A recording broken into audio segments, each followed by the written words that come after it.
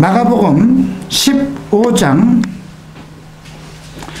39절 한 절만 우리가 함께 읽겠습니다. 주의 맞은편에 서서 주께서 그렇게 소리 지르고 숨을 거두신 것을 본 백부장이 말하기를 참으로 이 사람은 하나님의 아들이었도다 라고 하더라. 또 고린도 전서 15장 3절 말씀입니다. 고린도전서 15장 3절 함께 읽겠습니다. 내가 받은 것을 먼저 너에게 전하였노니 이는 성경대로 그리스도께서 우리 죄를 위하여 죽으시고 장사 지낸 바 되었다가 성경대로 사흘 만에 다시 살아나사 게바에게 보이시고 후에 12 제자에게와 그 500여 형제에게 일시에 보이셨나니 그 중에 지금까지 태반이 살아있고 어떤 이는 잠들었으며 그 후에 야고보에게 보이셨으며 그 후에 모든 사도에게와 맨 나중에 만삭되지 못하여 난 자 같은 내게도 보이셨느니라. 기도합니다. 존귀하신 주님, 사셔서 세세토록 우리와 함께 하시며 내 생명을 주관하시며 내 삶의 모든 길에서 함께 하시며 내가 잘 되기를 원하시고 내가 주의 은혜 가운데서 주의 계획한 대로 온전하게 하나님의 기업을 상속받는 자 되기를 소망하시는 주님, 오늘 주의 이름을 송축합니다. 이 시간에 임재하여 주시어서 주를 사랑하고 예수를 주로 섬기는 갈보리 촛불 성도들에게 복을 주시옵소서. 이들의 소망을 주께서 다 아시오니 일일이 각 사람에게 위로하시고 주의 손을 내미시고 주의 얼굴을 보이셔서 가지고 있는 모든 문제마다 주님의 은혜 가운데 극복하고 해결될 수 있도록 주님 도와주시옵소서. 나의 모든 가는 길을 주께서 아시오니 주님, 내 모든 인생 전체가 오직 예수 그리스도 안에서의 아름다움 그 자체가 될 수 있도록 주님 축복하여 주시옵소서. 오늘 우리가 말씀을 들을 때 말씀 속에서 예수를 발견하게 하시고 예수에 대한 모든 기록들이 정말 하나도 의심 없이 믿어지는 그런 믿음의 역사가 이루어지게 하여 주시옵소서. 감사하며 예수 그리스도 이름으로 기도합니다. 아멘. 앉으시기 바랍니다. 오늘은 과연 내가 예수를 믿는데 성경을 믿는 것인가? 이 문제를 다시 한번 생각해 보십시다. 예수를 믿는다는 건 무엇일까요? 예수가 나의 주인이고 내 죄를 대신해서 십자가에 못 박혀 죽으시고 또 나를 위해서 부활하셨고 또 장차 이 땅에 오셔서 나와 함께 이 땅에서 왕노릇 하시는 그분, 나의 구원자, 구속자, 나의 복, 나의 생명. 그러니까 내가 예수를 믿는다. 우리가 그런 개념을 가지고 있습니다. 그러나 내가 성경을 그대로 성경의 기록대로 믿고 있느냐, 이 문제는 다시 한번 생각해 봐야 될 문제입니다.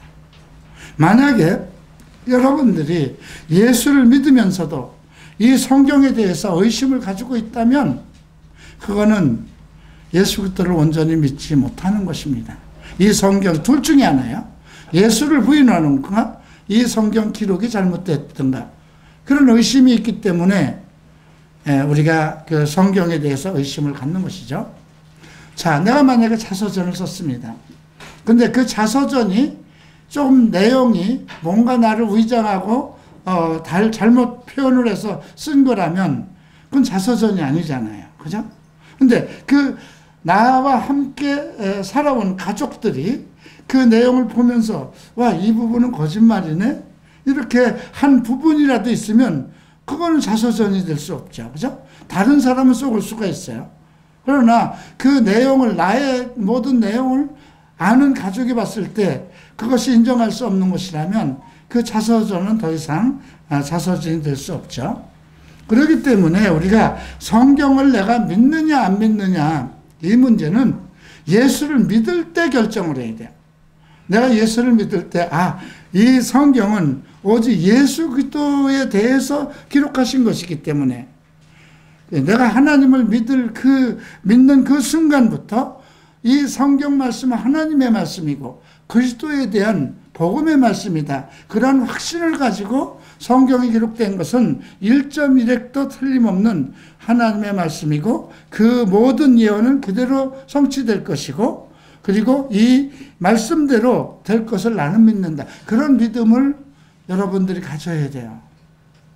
그런데도 여러분들이 이제 어떤 성경적인 논쟁이 일어날 때 어떤 모임 같은 데서 성경에 대한 분변을 하는 모임이나 이런 것에 나오면 서로 부딪히고 또 그걸로 인해서 상처받고 과연 이 부분이 이거는 좀 아닌 것 같은데 이런 말씀이 과연 하나님의 말씀일까?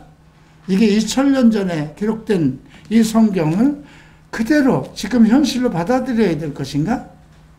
지금 어느 교단에선 정말 그 예수님이 오시는 그 날에 대해서도 또 이 땅에서 천년왕국에 대해서도 부정적으로 생각하고 있는데 그러면 그 엄청난 그 교단, 전 세계에 퍼져 있는 그 교단 자체가 예수님이 이 땅에 오셔서 천년왕국을 세우신다는 그 성경에 기록되어 있는 그 말씀에 대해서 부정적인 생각을 하고 있는데 그러면 그들이 다 잘못된 것인가? 근데 이런 것들에 대해서 우리가 많은 의심을 갖게 된다는 것이죠. 그래서 오늘 이 마가복음 15장은 이제 예수 그리스도께서 십자가에 못 박히시기 전에 있었던 그 사실 내용을 리얼하게 그대로 기록된 거잖아요. 근데 이 기록이 이미 성경 앞에서, 이게 구약에서 이미 예언으로 말씀이 선포된 것이라는 거죠.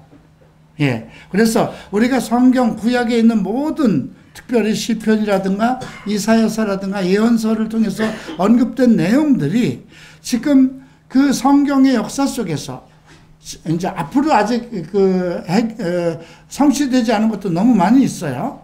이제 교회 시대가 지금 진행되고 있고, 근데 여러분들 자체도 이 교회의 일원이고, 그 예수 그리스도의 지체예요. 나 자체도 성경의 일부분 속에 들어가 있는 존재라는 것을, 그런 것을 이제 인식해야 돼요. 왜냐하면 예수 그리스도를 영접하는 자는 하나님의 아들이 되는 권세를 주셨다. 그 말씀을 믿어야 내가 인정되는 거잖아요. 그죠? 내가 하나님을 아버지라고 부르잖아요.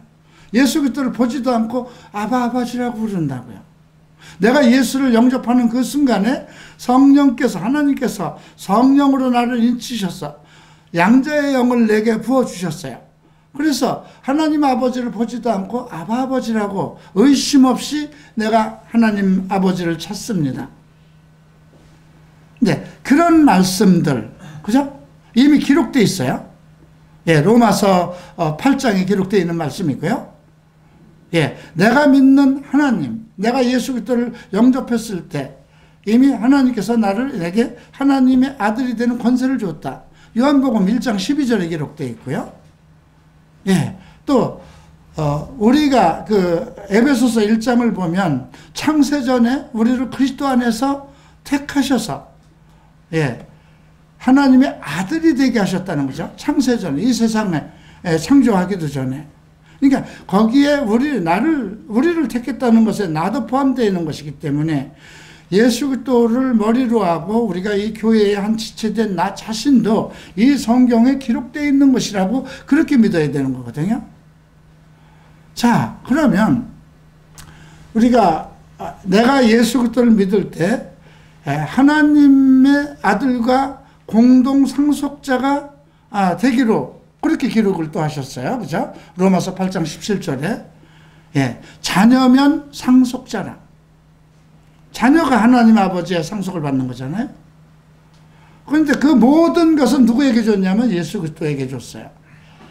그리고 예수 그리스도가 내가 같이 이제 하나님을 아버지라고 부르기 때문에 나는 양자이지만 그와 한 형제 됐기 때문에 아버지의 재산을 공동으로 상속받는 건 당연한 거예요. 근데 그 부분에도 기록되어 있다는 거죠. 예, 자녀면 상속자이니 예수 그리스도와 함께 공동 상속자다. 근데 그런 말씀 속에 이 부분에 내가 함께 포함됐다는 그런 감사함, 내 모든 내용이 이미 성경에 기록되어 있구나. 다윗도 이 두루마리에 나의 모든 인생이 기록되어 있습니다. 내가 태어나기도 전에, 어머니 모태에서 내가 조성되기도 전에 이미 하나님께서 나를 언급하였다. 근데 그것이 다윗이 느끼는 것뿐이 아니라 신약을 통해서 우리가 그걸 배우면서 여기에 내가 포함되어 있는 거구나.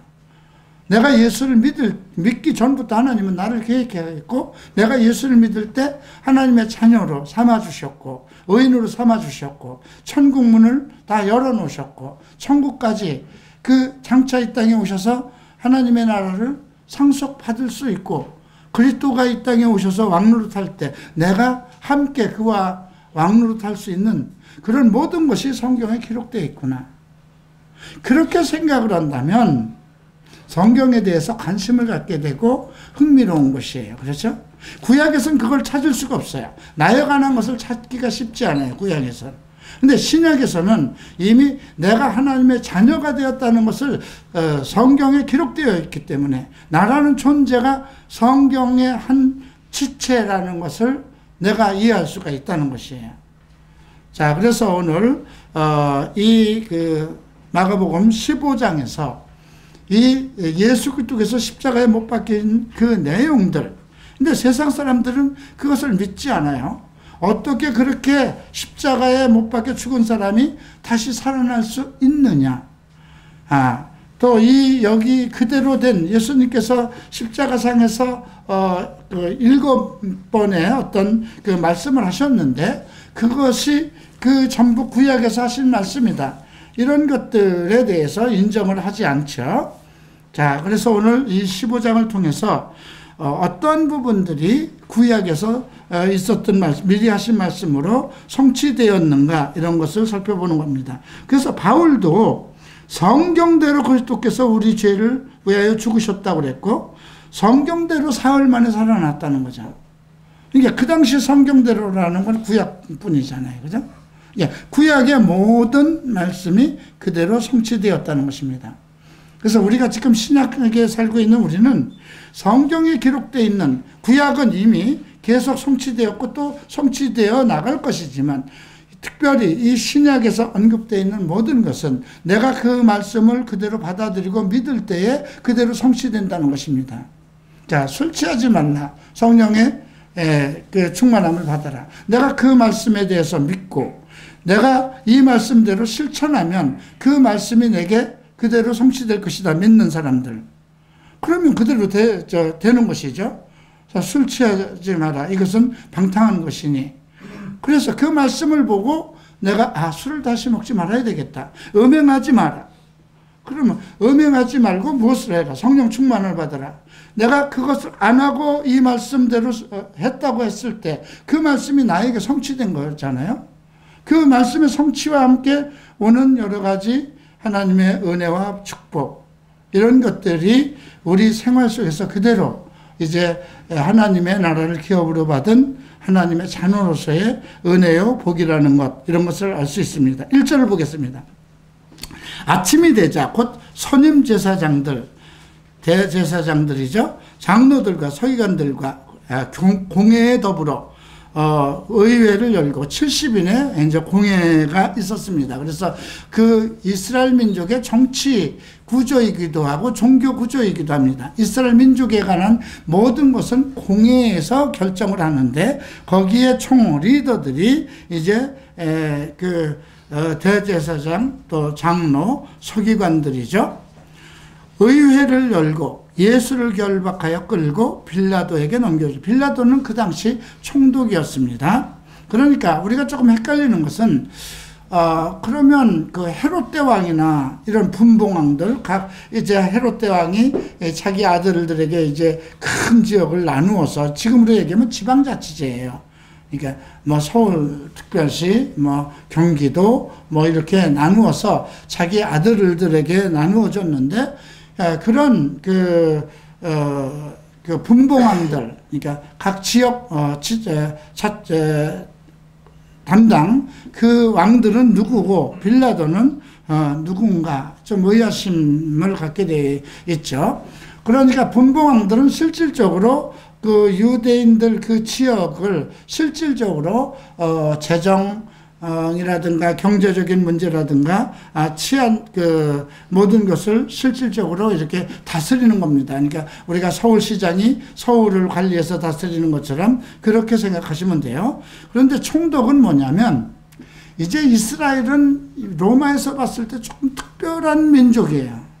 종교적으로 타협을 한 거거든요. 로마와 종교적인 타협을 한 거예요. 그래서 이스라엘 백성들에게 종교권을 그대로 주고 제사장이라든가 그 성전에서 예배 드리는 것을 그대로 그들에게 자치로 맡기고 그 다음에 이제 어떤 분쟁이 일어나고 정치적인 소요가 일어나는 것.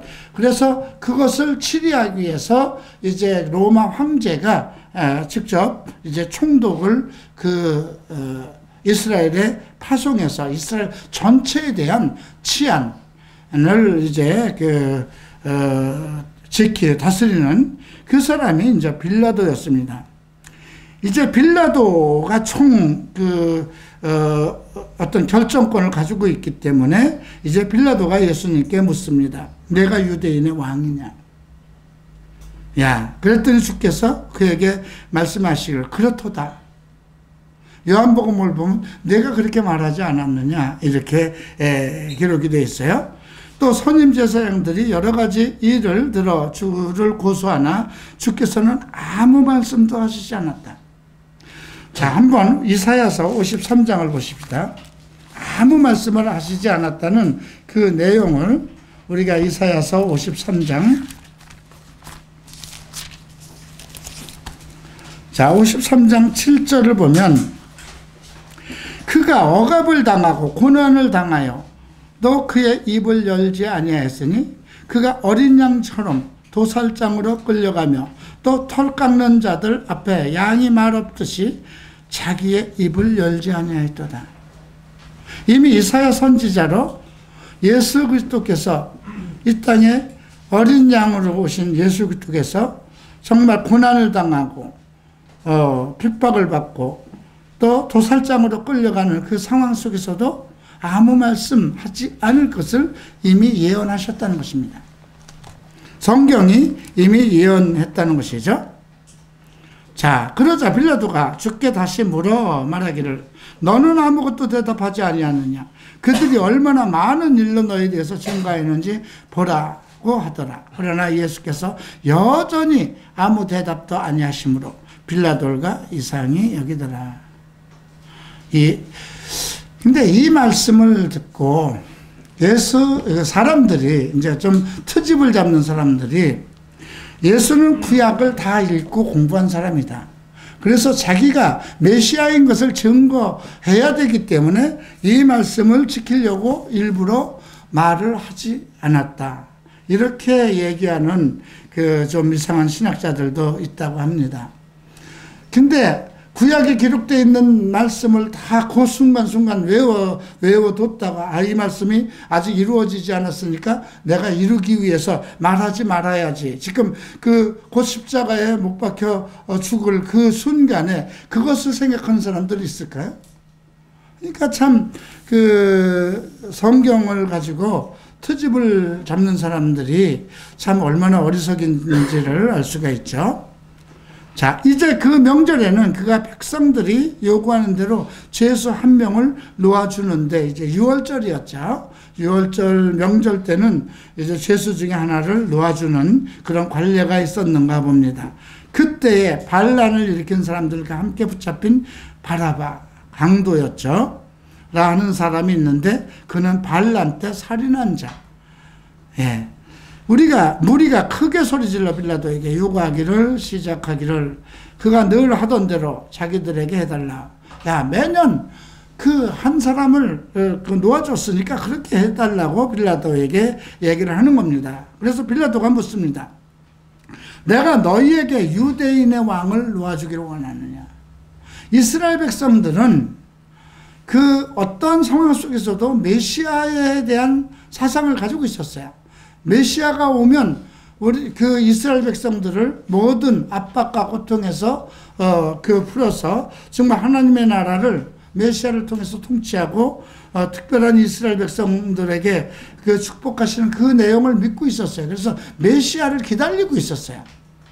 그런데 이제 예수 그리스도께서 이제 메시아라고 얘기를 하는데 그 예수 그리스도를 받아들이지 않는 거거든요. 근데 이제 그 빌라도는 그를 인정하는 겁니다. 자, 메시아를 유대인의 왕을 놓아주기를 원하느냐. 그랬더니 선임 제사장, 대제사장들이 시기하여 주를 넘겨준 것을 빌라도도 알고 있었죠. 그런데 이제 대제사장들이 무리를 선동하여 아니다, 바라바를 놓아줘야 된다 하고 이제 무리들을 선동시키는 겁니다. 12절에 보면 빌라도가 다시 묻습니다. 그러면 너희가 유대인의 왕이라고 하는 그에게 내가 어떻게 하기를 원하느냐. 근데 바라바의 처가 이제 이 일로 인해서 밤새도록 아마 어떤 말씀을 받았다고 복음서에 기록되어 있어요. 그래서 관여하지 말라고 잔뜩이난 편에게 이 사람을 예수 그리스도를 십자가에 못 박는 일에 관여하지 말라고 그렇게 얘기를 했는데도 지금 총독이 그 많은 이스라엘 군중 무리 속에서 이렇게 충동을 받는 그런 상황이 지금 이르렀죠.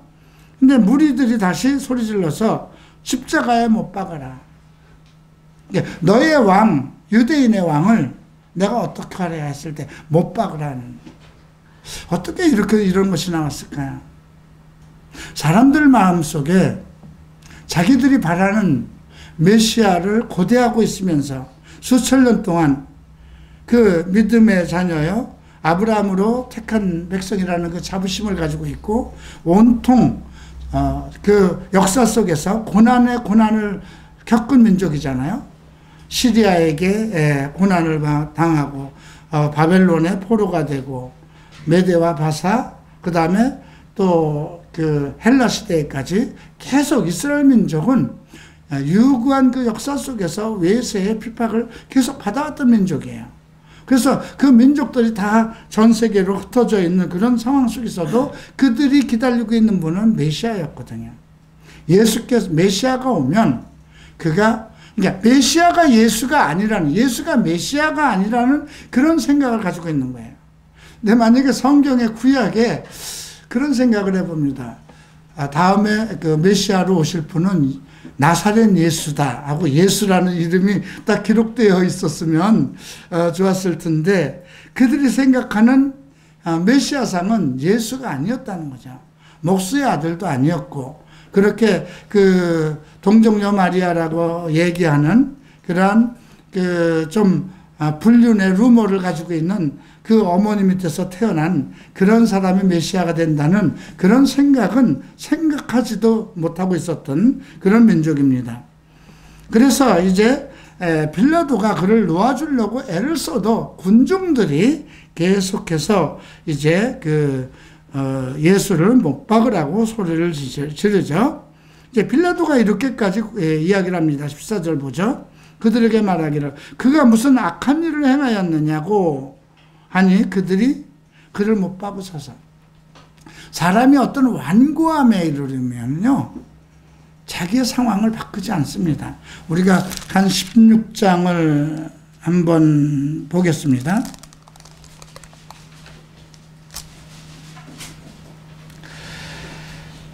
자, 16장을 보면 예수님께서 이제 14절 봅니다. 그 후 11명이 앉아 식사할 때 주께서 그들에게 나타나시어 그들의 믿음 없는 것과 마음이 완악한 것을 꾸짖었다는. 마음이 완악한 것은 무엇 때문에 그랬을까요? 그 10절과 11절을 보면 예수의 살아나심을 본 막달라 마리아의 말을 듣고도 믿지 않았고 또 엠마오로 가던 두 제자, 그죠? 12절에 보면 그들 가운데 두 사람이 시골로 가는데 다른 모양으로 나타나신 것, 그것을 와서 제자들에게 전했으나 믿지 않았다는 겁니다. 그것을 보고 주님께서 그들의 믿음이 없음과 마음이 완악한 것을 꾸짖었다. 이는 그들이 주께서 살아나신 후 주를 본 자들의 말을 믿지 아니하였기 때문이다.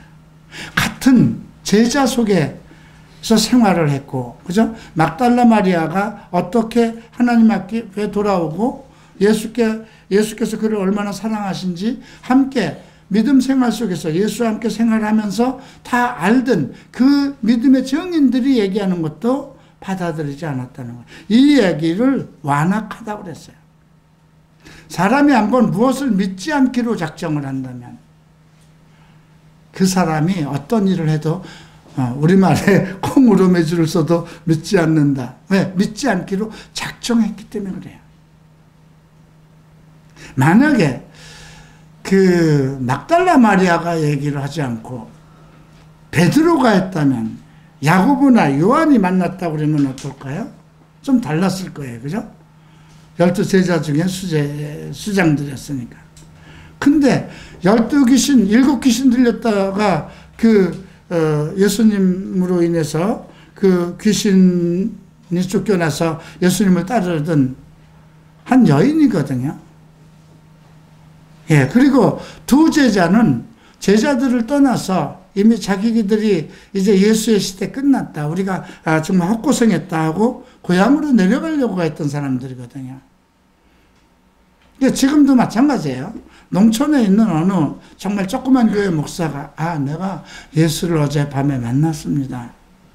그러면 예수님이 그렇게 바쁘신데 뭐 할 일 없어서 그 산골 지역에 가서 당신을 만났겠느냐 이렇게 얘기하겠죠. 근데 만약에 대단한 큰 교회, 한국의 정말 대형 교회라고 하는 목사가 정말 강단에서 내가 어제 새벽에 아니면 저녁에 주님을 현현했습니다. 그러면 믿죠. 그건 사람을 보고 믿는 거예요. 그죠? 정인들의 말을 보고 믿는 것이 아니라, 근데 우리 마음이 완악할 때 이렇게까지 바뀔 수 있다는 것입니다. 자, 다시 이제 마가복음 15장으로 돌아갑니다.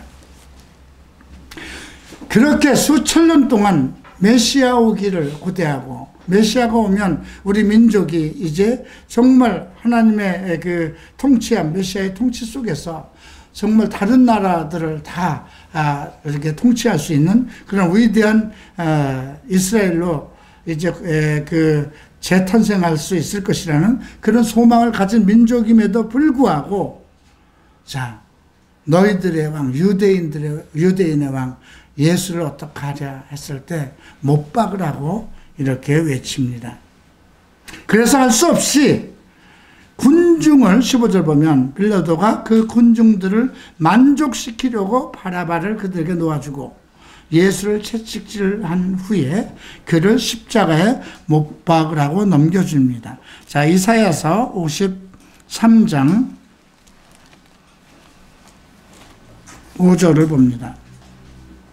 그러나 그는 우리의 허물로 인하여 상처를 입었고 그는 우리의 죄악으로 인하여 상하였도다. 우리의 평화를 위하여 징계가 그에게 내려졌고 그가 맞은 채찍으로 우리가 치유되었도다. 지금 빌라도가 예수를 채찍하고 십자가에 넘겨준 내용이 이사야서 53장에 기록되어 있죠. 16절로 갑니다. 병사들이 주를 프라이토리움이라는 관정으로 끌고 가서 그들은 온 군대를 집합시키더라. 그리고 주께 자주색 옷을 입히고, 자주색은 황제만 입는 옷이거든요. 네가 자칭 이스라엘의 왕이, 유대인의 왕이라고 했으니까 이제 조롱하느라고 입히는 거예요. 가시로 관을 엮어 그 머리에 씌우고 유대인의 왕 만세라고 하며 경례하더라. 또 갈대로 그 머리를 치고 그에게 침을 뱉으며 무릎을 꿇고 경배하더라. 이것은 이사야서 56장을 보겠습니다. 50장 6절입니다. 이사야서 50장 6절. 내가 치는 자들에게 내 등을, 머리카락을 뽑는 자들에게 내 뺨들을 맡겼도다.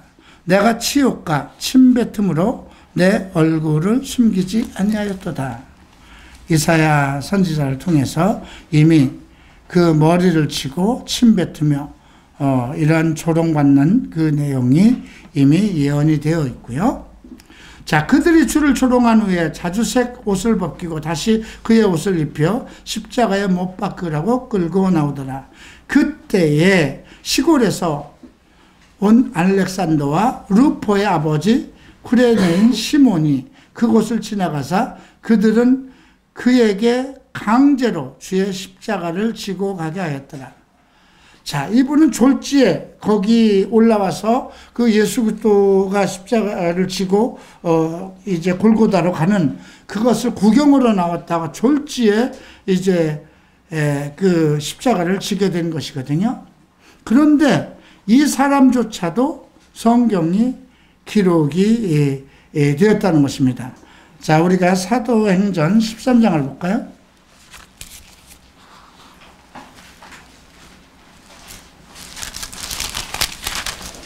사도행전 13장 1절을 봅니다. 당시 안디옥에 있는 교회에는 몇 명의 선지자들과 교사들이 있는데, 즉 바나바와 니겔이라고 하는 시몬과 구레네 사람 루기오의 영주 헤롯과 함께 자란 마나엔과 사울이라.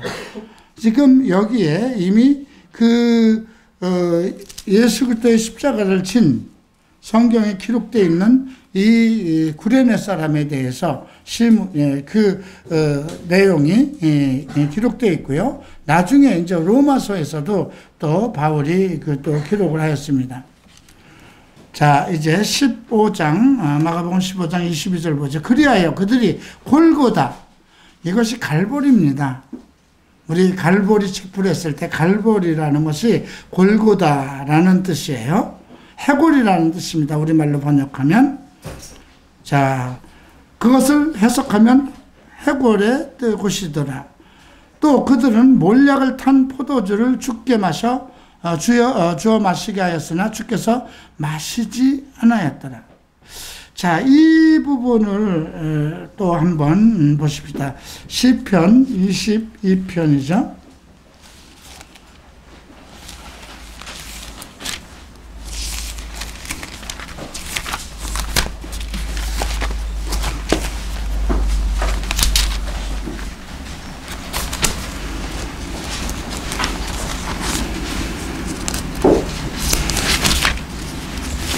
자, 시편 22편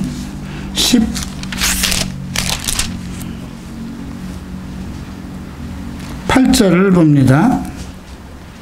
그들이 내 겉옷을 나누고, 이제 이 몰약을 마시고 제비를 뽑는 그 내용, 그 24절에 나오는 내용이죠. 예, 그들이 주를 십자가에 못 박고 그의 옷을 나누는데 각자 어떤 것을 가질까요? 제비를 뽑았다. 그러니까 그 못 박혀 사형되고 죽는 사람들의 그 옷을 입으면 아마 그들에게 그 옷을 갖는 사람에게 아마 복이 온다는 그런 아마 이야기가 있었던 모양입니다. 그런데 그 시편 22편 18절을 보면 그들이 그들 가운데 내 겉옷을 나누고 내 속옷을 제비 뽑았나이다. 이런 그 말씀이 미리 기록되어 있고요. 자, 25절 3시가 되고 그들이 주를 십자가에 못 박았더라. 죄명을 쓴 명패는 유대인의 왕이라고 쓰였고, 빌라도가 그렇게 쓴 거예요. 그런데 이제 그 제사장들이 와서 그냥 자칭 유대인의 왕이라 이렇게 바꾸라 그랬는데, 나는 내가 쓸 것을 썼다 하고 이제 빌라도가 유대인의 왕이라고 썼죠. 그러니까 그 사람들은 메시아, 예수 그리스도를 메시아로 인정하지 않았다는 것을 볼 수 있고요. 27절, 주와 함께 강도 2명을 십자가에 못 박았으니 한 사람은 주의 오른편에 또 한 사람은 주의 왼편에 있더라. 이사야서 53편으로 다시 봅니다.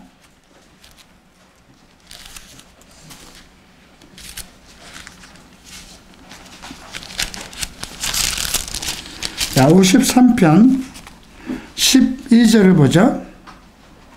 그러므로 내가 위대한 자와 더불어 한 몫을 그에게 나누어 줄 것이며 그가 강한 자들과 더불어 탈취물을 나눌 것이며 이는 그가 자기의 혼을 부어 죽음에 이르게 하였으며 또 그가 범죄자들과 더불어 헤아림을 받았으나 그가 많은 사람들의 죄를 지며 범죄자들을 위해서 중보하였다. 범죄자들과 함께 헤아림을 받았다는 내용이죠. 그러니까 십자가를 질 때 강도들과 함께 앉아 십자가에 달린 그 모습에 대해서 이사야 선지자가 그렇게 미리 말한 것이고요. 그가 범죄자들과 더불어 헤아림을 받았다고 한 성경 말씀을 이루게 하였다. 이렇게 말하는 이사야서 말씀을 언급했습니다.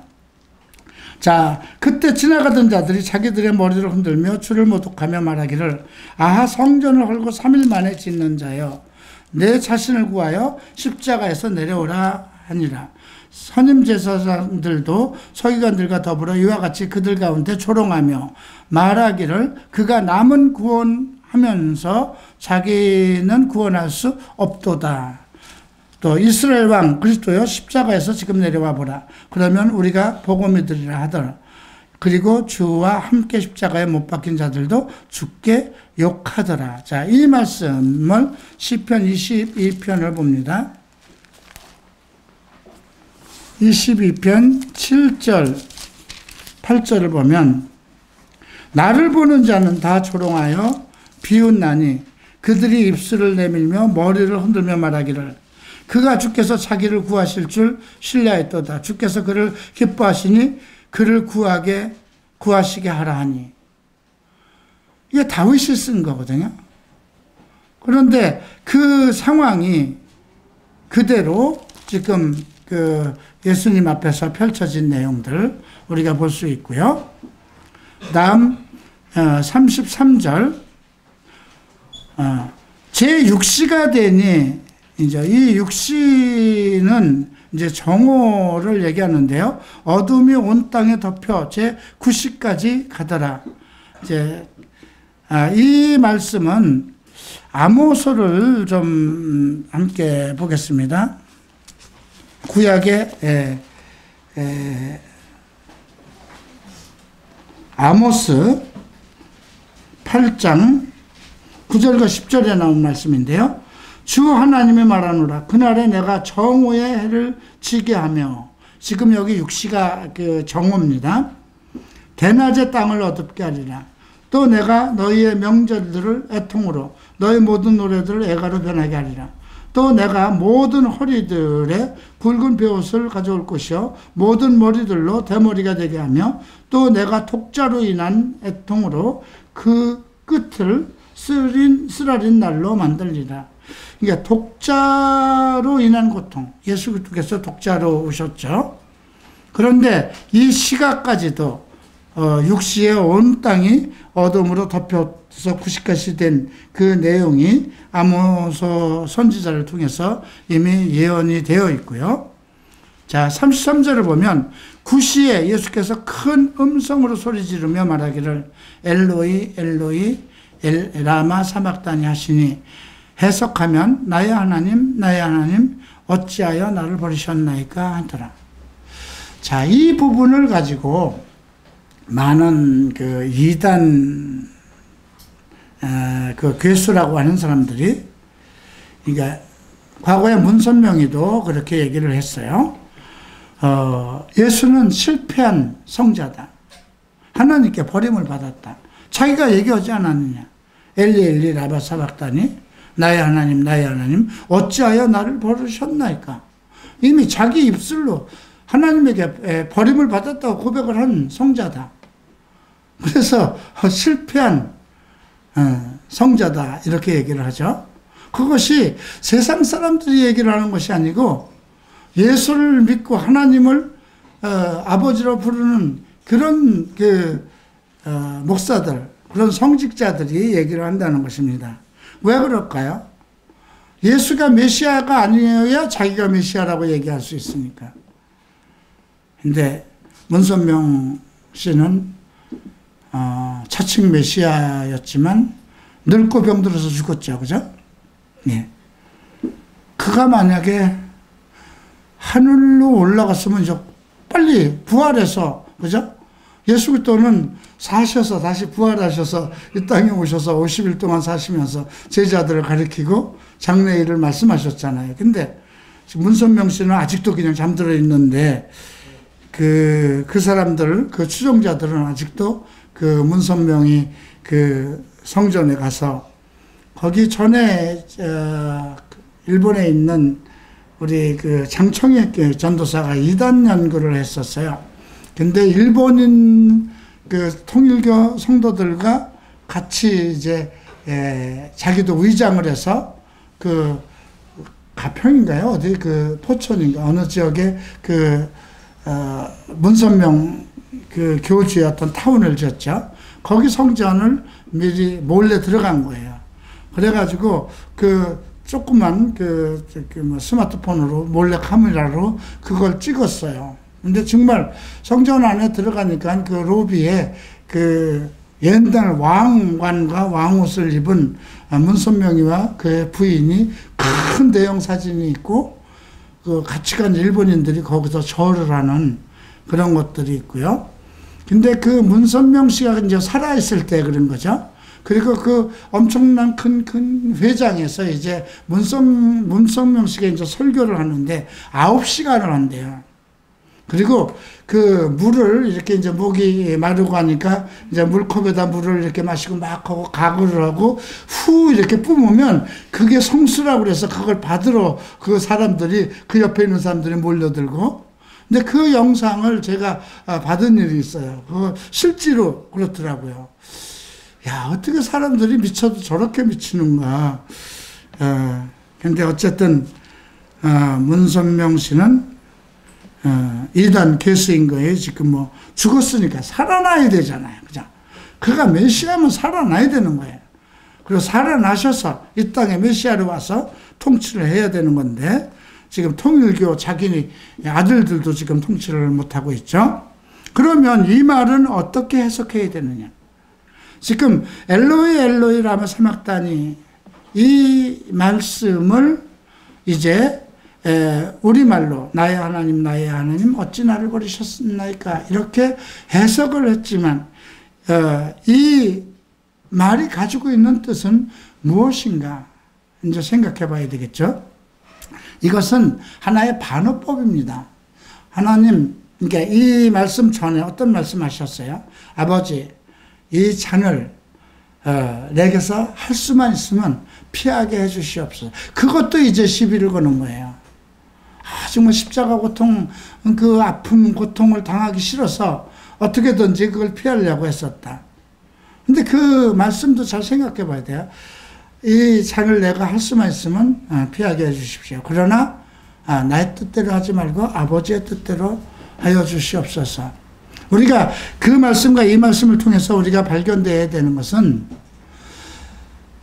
그러니까 이 세상 사람들을 구원하는 길이 오직 나밖에 없는 것입니까? 그걸 묻는 것입니다. 다른 방법이 있으면 그거를 아버지께서 선택하십시오. 예. 그러나 아버지의 뜻이 오직 인류를 구원하는 것이 나로 인해서 구원해야 되는 그거밖에 없으면 아버지의 뜻대로 하십시오. 그런 뜻이고요. 나의 하나님 어찌하여 나를 버리셨나이까. 이거는 주께서 나를 버리신 목적, 메시아를 십자가에 내어준 하나님의 계획과 목적, 그것을 이루어 주십시오 하는 반어법으로 말씀하신 겁니다. 우리말에도 반어법이 많아요. 여러분들 이제 어려서 한 번씩은 다 들어봤을 겁니다. 아들이 막 이제 속상하고 그냥 막 하면, 다 크면 아들도 말 한마디 못하죠, 부모들이. 근데 그 어려서 이제 사춘기 때 한참 막 뭐 그냥 말썽 부리고 본드도 하고 뭐 담배도 펴보고 술도 마시고 이제 그 정도 막 이제 그 망나니 짓을 하면 차라리 그 나가버리라고 이렇게 부모들이 너 그렇게 말 안 들으려면 집에서 나가. 그 나가라는 말 아니죠. 그죠? 더 심하게 얘기하면 차라리 나가 죽어. 이런 말도 하죠. 그렇게 애미 속을 새기려면 차라리 나가 죽어라. 근데 우리 말이 그게 사실 자식 보고 나가 죽으라는 것은 그 부모가 그만큼 그 아이를 사랑한다는 거죠. 반어법인 거거든요. 근데 만약에 그 말을 듣고 아들이 나가 죽었다면 이건 큰 문제예요. 그죠? 근데 우리 아이들은 어머니의 사랑을 다 알고 있기 때문에 그걸 알아요. 그죠? 그 말을 뜻을 이해하는 거예요. 그래서 오늘 이 34절의 그 말씀도 나의 하나님 어찌하여 나를 버리셨습니까? 아버지 나를 버리신 이유 목적이 무엇입니까? 그 앞에서 이미 언급한 것, 이 잔을 할 수가 있으면 다른 방법이 있다면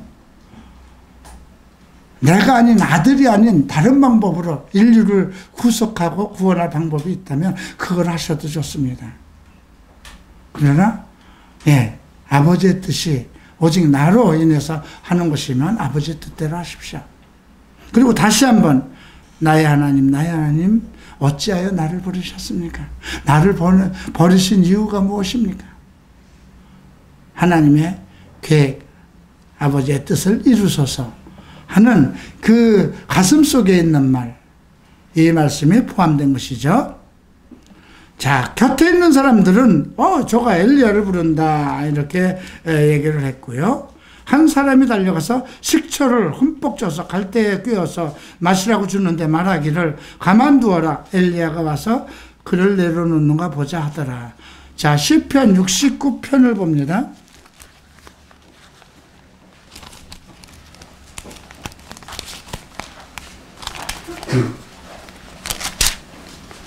자, 시편 69편 21절.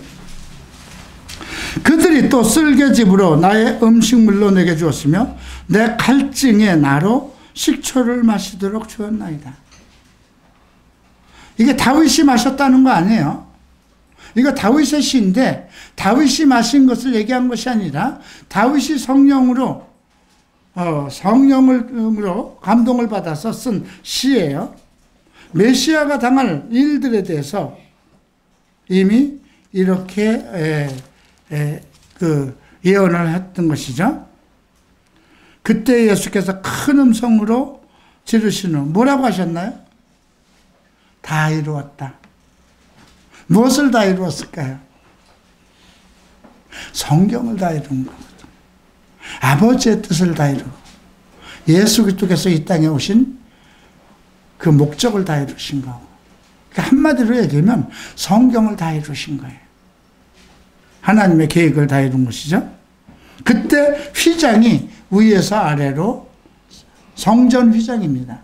성전 휘장은 뭐냐면 성전 안에 그 지성소가 있었고 지성소 안에 하나님의 언약궤가 있었고 언약궤 위에는 그 이제 시온자라고 그래서 금으로 만든 두 날개를 편 이제 두 그룹이 서로 날개를 펴고 마주보고 있는 거죠. 그 시온자 위에 그 그룹들 사이에 하나님께서 자정하셔서 이스라엘 백성의 예배를 받으시는 거거든요. 거기에는 1년에 한 번씩 제사장만 들어갈 수밖에 없는 거예요. 이제 우리가 누가복음에서 그 제사장이 들어갔던 이제 그 세례 요한의 아버지가 들어가서 봉사의 일을 하던 거기서 천사를 만났던 일들을 우리가 이제 살펴보게 되는데요. 그 휘장 앞에 그 지성소 앞에 이 바깥에 하고 이 안에는 그 휘장으로 통으로 짠, 그러니까 커튼이라고 하면 통으로 짠 그 하나의 커튼인 겁니다. 그것이 가운데가 갈라졌다는 것입니다. 자, 그것은 무엇을 의미하나요? 더 이상 제사가 필요 없다는 것입니다. 1년에 한 번씩 백성들의 죄와 제사장의 죄를 위해서 짐승의 피를 가져가서 이제 거기서 속죄를 하는 것이었거든요. 근데 예수께서 십자가에 못 박아 주시고 다 이루었기 때문에 이제 구약에서는 제사 필요 없다는 것입니다. 율법을 다 이루었다. 그 말씀도 되는 거예요. 예.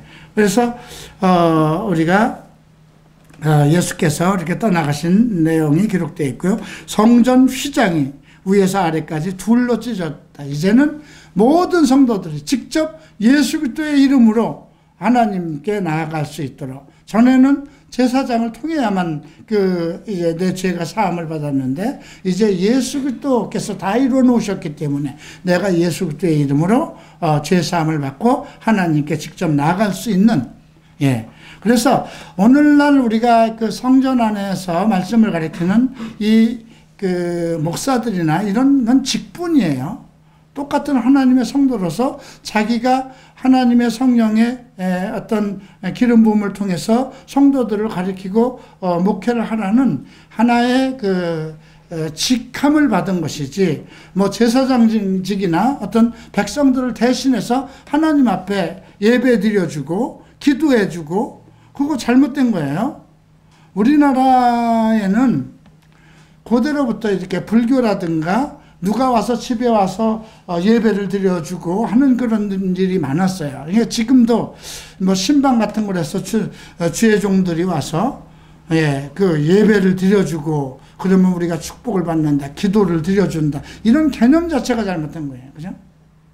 당연히 주의 종들은 자기의 하나님의 성도들을 위해서 기도하는 건 당연한 거예요. 그죠?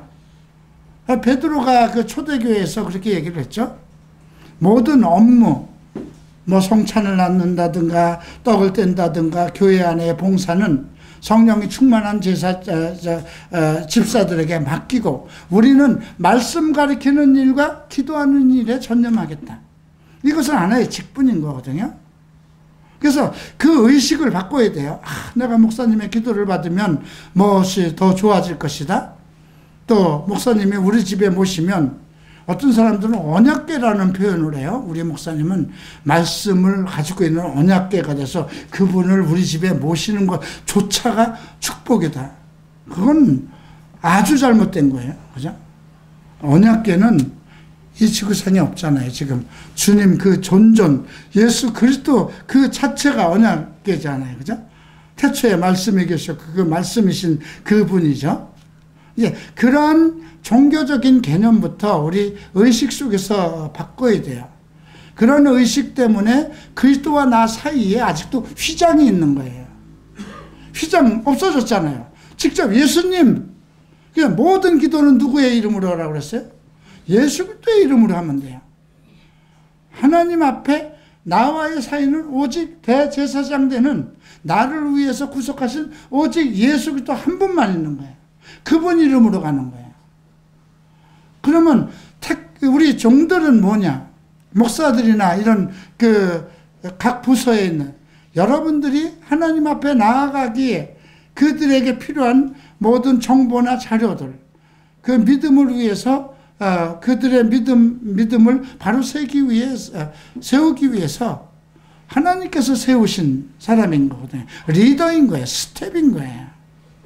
그래서 그런 개념부터 좀 바꿀 필요가 있어요. 저도 이제 순복음에서 신앙생활을 했기 때문에 그 당회장 목사를 만나는 내가 오늘 당회장을 만난다 그러면 며칠 전부터 잠도 못 자고 목욕 재배하고 대단하죠.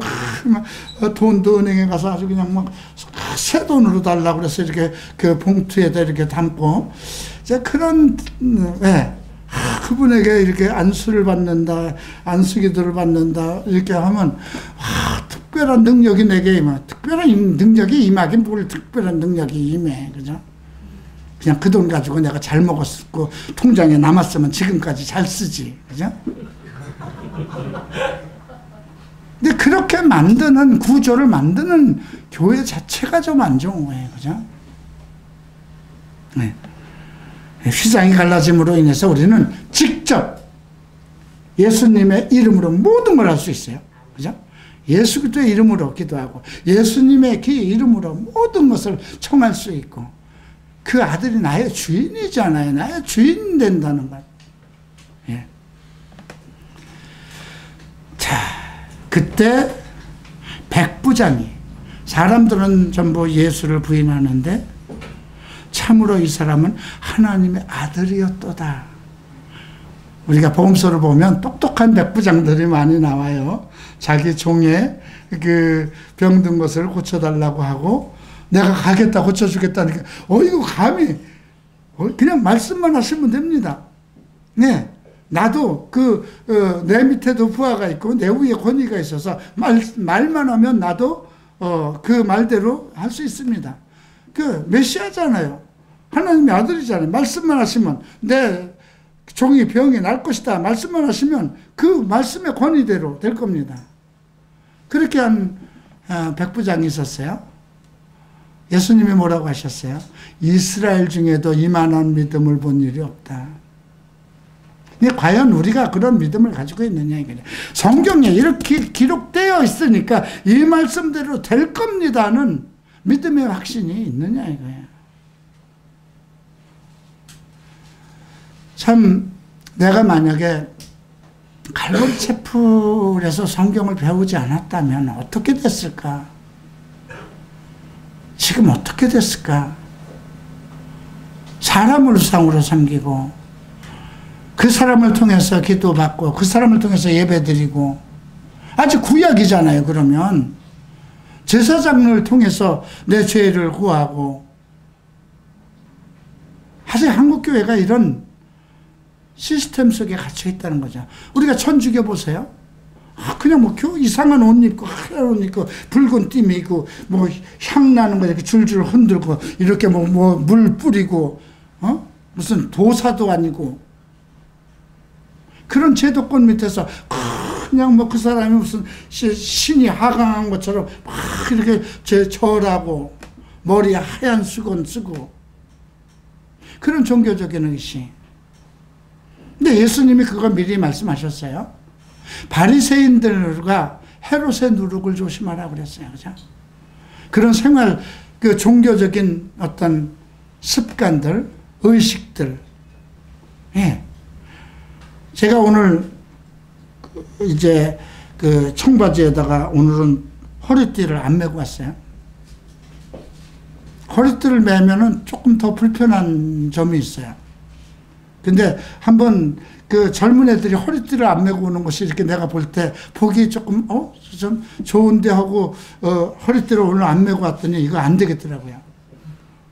바지가 꽉 맞아서 허리띠를 안 매도 된다고 그러는데 지금 내 나이 동안 허리띠를 주구장창 밖에 나올 때 매던 그 습관이 있어서 이게 멋이 아니구나. 이거는 허리띠를 매야 되겠구나. 그런 생각이 들었는데 자, 오늘 목사님이 오늘 주일날 옷도 말이야 그 작업복 차림으로 하고 청바지 입고 허리띠도 안 매고 강단에 섰어?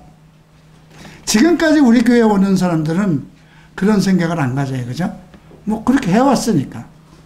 근데 만약에 다른 교회 아주 엄격한 그런 제도권 속에 있는 어떤 장로님이나 권사님의 집사님이 오면 야 이거 개판이구나. 이 교회 갈보리 셰프는 이거 와서는 안 되는 것이구나. 목사도 개판이네? 이렇게 생각할 수 있다는 거죠. 근데 그런 의식 구조. 그러니까 여기서 믿음이라는 것은 오직 하나님과의 나와의 관계잖아요. 성경과 나와의 내가 무엇을 믿을 것인가. 근데 지금 이 백부장은 이 사람은 참으로 하나님의 아들이라. 거기에 나와 있는 빌라도까지도 예수를 십자가 유대인의 왕으로 인정을 하고 그를 십자가에 내어주지 않으려고 애를 썼는데 제사장들, 대제사장들, 서기관들, 장로들이 이스라엘의 종교권에 있는 모든 자들이 구약에 있는 모든 성경을 부인하고 예수 그리스도를 부인했다는 거예요. 근데 이런 것이 왜 이렇게 될 수 있느냐? 여러분들도 만약에 성경을 믿지 않고 성경이 기록되어 있는 것을 믿지 않고 사람을 통해서 믿음이 발생되면 그 사람이 말한 것 외에는 다 믿음이 아니라는 거예요. 그죠? 이제 그렇게 될 수밖에 없다는 거예요. 자, 여기에 멀리서 지켜보고 있던 사람들 누가 있습니까? 막달라 마리아, 작은 야고보, 요새의 모친 마리아와 살로메도 있습니다.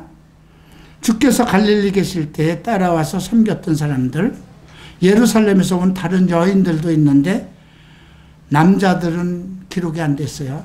12제자는 다 어디 갔는지, 72명의 그 제자들, 누가복음에서 언급된 제자들은 다 어디 갔는지, 오병이어의 그 5천, 남자들만 모였던 5,000명은 다 어디 가고, 그 4,000명의 군중들, 이것들은 다 어디 가고, 여인들의 이름만 나오고 있어요. 그 남자들이라는 것이 참 아주 이기적이고 자기중심적이에요. 그죠? 베드로가 뭐라고 했어요? 주님, 내가 주를 버리다니요. 이거 다 버릴지언정 절대로 나는 주를 버리지 않을 거예요. 주와 함께 죽을지언정. 그렇게 호언장담 얻은 베드로의 이름도 안 나와 있어요. 이제 그래서 16장에서 마음이 완악한 것에 대해서 책망을 받습니다. 자, 이제 그날은 안식일 전날 예배일이었고요. 요셉이라는 사람, 아리마대 사람이 옵니다. 빌라도에게 갑니다. 시체를 달라. 그는 존경받는 공회원으로 자신도 하나님의 나라를 기다려. 하나님 나라를 기다린다는 건 예수의 메시아의 나라를 기다린다는 거예요. 존경받는, 그러니까 공회원 중에 다 썩은 것은 아니라는 거예요. 그들 중에도 엘리야 시대에도 아합의 그 정권 속에서 이스라엘이 전부 다 잘못됐어도 하나님 나라를 위해서 7,000명을 두셨듯이 그 상황 속에서 예수를 파는 그 종교 집단 그 속에서도 이렇게 의로운 사람은 존재하고 있었다는 것이죠. 빌라도가 이제 죽었는가 백부장을 불러서 확인을 하고 그리고 시체를 요셉에게 줍니다. 요셉이 세마포를 가지고 와서 줄을 내려 세마포에 싼 후 바위를 파서 만든 이제 새 무덤이죠. 안치하고 나서 무덤에 돌로 굴려놓으니 막달라 마리아가 먼저가 있네요. 죄가 많은 것에 은혜가 많다는 거죠. 죄가 많은 것에. 여러분들이 이제 나중에 인생에서 정말 해결되지 않는 인생의 문제, 죄의 문제, 이것이 완전히 벗어져서 의로움, 그리스도의 의로움, 그리스도의 평안한 기쁨을 발견했을 때 막달라 마리아가 왜 이렇게 무덤에까지 와서 지키고 있고 왜 예수님의 고난받을 때 항상 막달라 마리아가 거론되고 있는가. 7 귀신 들린 자 막달라 마리아라는 겁니다. 7 귀신이라는 건 뭐예요? 한 개의 귀신만 들어와도 이게 문제인데 7 귀신 들린 자라고 그러죠? 근데 저는 7 귀신 들리는 것을 그렇게 일곱 가지의 귀신이 들어왔다 생각하고 싶진 않아요. 7이라는 숫자는 하나님의 정한 숫자예요. 그죠? 오직 하나님만이 오직 예수 그리스도만이 해결할 수 있는 귀신들이 들어가 있다는 거죠. 뭐 군대 귀신이 있었으니까 엄청난 많은 무리가 사람에게 들어갈 수 있어요. 그러니까 7 귀신 들린 자라니까 7의 귀신이 들어갈 수도 있었지만 저는 그냥 오직 예수 그리스도만이 해결할 수 있는 귀신 들린. 저는 가끔 그런 생각이 들었어요. 과거에 성경을 읽으면서 제가 거듭나지 않을 때 내 안에 어떤 귀신이 들어와 있는지 한번 쉬어봤어요. 그 담배도 폈고요. 거짓말도 했고요. 거짓말하는 귀신, 담배 피는 귀신, 뭐 동성애 귀신, 또 포르노 보는 그런 나쁜 귀신 다 해도 7이 안 나오더라고요. 그런데 어쨌든 막달라 마리아가 이렇게 죄가 많은 곳에 은혜가 많다. 그 어떤 인간이 해결할 수 없는 그런 죄의 문제에서 온전히 변화받았을 때 그 사람의 기쁨과 그 사람이 많이 정말 그게 예수의 이름으로 예수에 의해서 그래서 우리가 지난번에 정말 그 300데나리온이나 되는 옥합을 자기 일생을 모아도 모을 수 없는 그 향유를 깨트는 그 심정은 무엇일까? 근데 그 문둥병 시몬이 예수 보고 이 여인이 어떠한 죄인인 줄 알았으면 가까이 하지 않았을 것이다. 그런 말을 했던 것이거든요. 그래서 사실은 죄가 많은 곳에 죄의 은혜가 많다. 이 어떤 그런 사람들이 지금 여기 다 모여 있는 거예요. 그리고 정말 그 예수님을 따르겠다고 했던 그 남자들의 모습은 하나도 보이지 않습니다. 이제 우리가 다음 16장에서 우리의 믿음이 어떠해야 될 것인가. 그죠? 어떤 것을 예수님이 그 12제자들 보고 가룟 유다는 죽었고요.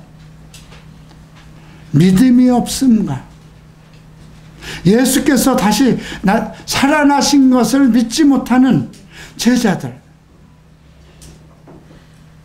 그리고 마음이 완악한 것을 책망했는데, 오늘 나는 그렇지 않은가 생각해 봐야 돼요. 나는 과연 성경에 기록되어 있는 이 말씀을 무조건 내가 아직 이해를 잘 못하고 깨닫지 못하지만 이것은 주께서 하신 말씀이 하나님의 말씀이요, 창조주의 말씀이요, 그렇기 때문에 이 말씀은 그대로 성취될 것입니다. 여기에 기록되어 있는 나에 관한 모든 것은 주께서 계획하시고 예정하신 말씀이 그대로 이루실 것입니다는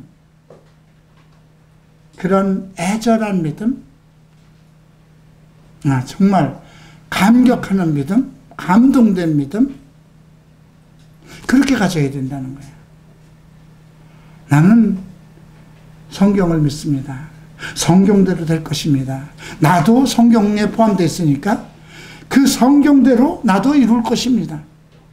그게 믿음이에요.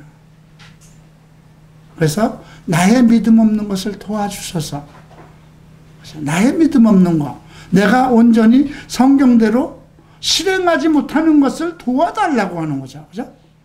성경이 잘못된 것이 아니라 안 이루어지네. 나는 아무리 지금 모태신앙을 가지고 그렇게 많이 기도했는데도 이거 안 들어주시네. 안 되는 거야. 예수 이름으로 기도하면 다 이루어진다는데 거짓말이네. 마음이 완악한 거죠. 성경대로 믿으시는 갈보리 채플 성도들이 되기를 예수 그리스도 이름으로 축원합니다. 기도하겠습니다. 일어나시기 바랍니다.